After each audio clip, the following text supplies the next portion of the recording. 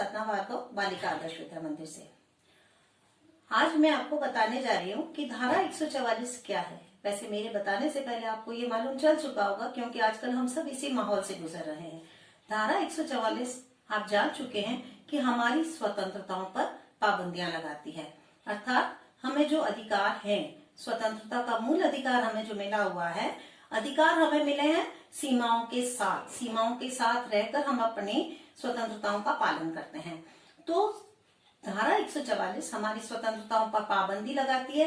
अर्थात हम स्वतंत्रता पूर्वक घूम नहीं सकते, इधर उधर 4 या 5 लोग एक साथ खड़े होकर कहीं पर भी सभा नहीं कर सकते, संगठन नहीं बना सकते। यानी हमारी स्वतंत्रता पूर्वक विचरण करने पर, घूमने फिरने पर पाबंदी लगी हुई है।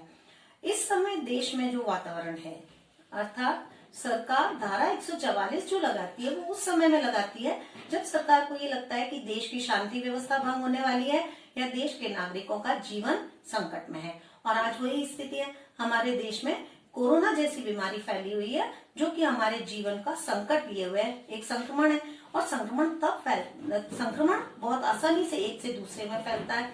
तो सरकार ने हमारे जीवन की सुरक्षा को ध्यान में रखते हुए धारा 144 लगाई हुई है। अब स्वतंत्रता, तो जो स्वतंत्रता पाबंदी लगाई गई है वो दी किसने थी? सरकार ने ही दी थी। कैसे दी थी? संविधान के द्वारा दी थी। संविधान ने हमें जो मूल अधिकार दिए हैं, उन मूल अधिकारों में सबसे महत्वपूर्ण हमारा अधिकार था स्वतंत्रता का अधिकार। और उसने कुछ स्वतंत्रताएं सीमित कर दी। सारी स्वतंत्रताएं समाप्त नहीं हुई हैं, केवल मात्र हमारे सभा करने, समिति बनाने या इधर उधर घूमने फिरने पर नियंत्रण लगाया गया है, वो भी सिर्फ हमारे जीवन की सुरक्षा को ध्यान में रखते हुए।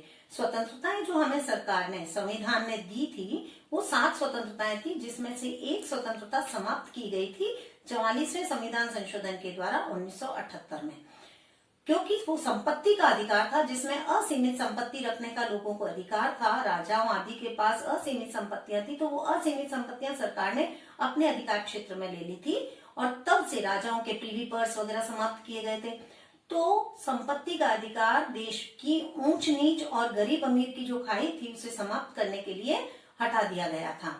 तो हमें आज जो सरकार ने स्वतंत्रताएं दे रखी हैं और उन स्वतंत्रताओं के साथ जो पाबंदियां हैं, उन सब की अनुपालना करनी है, ताकि हम स्वस्थ रहें और हमारा देश आज जिस परेशानी से गुजर रहा है, जिन समस्याओं से विश्व गुजर रहा है, हम उसमें अपना थोड़ा सा योगदान दे सकें। धन्यवाद।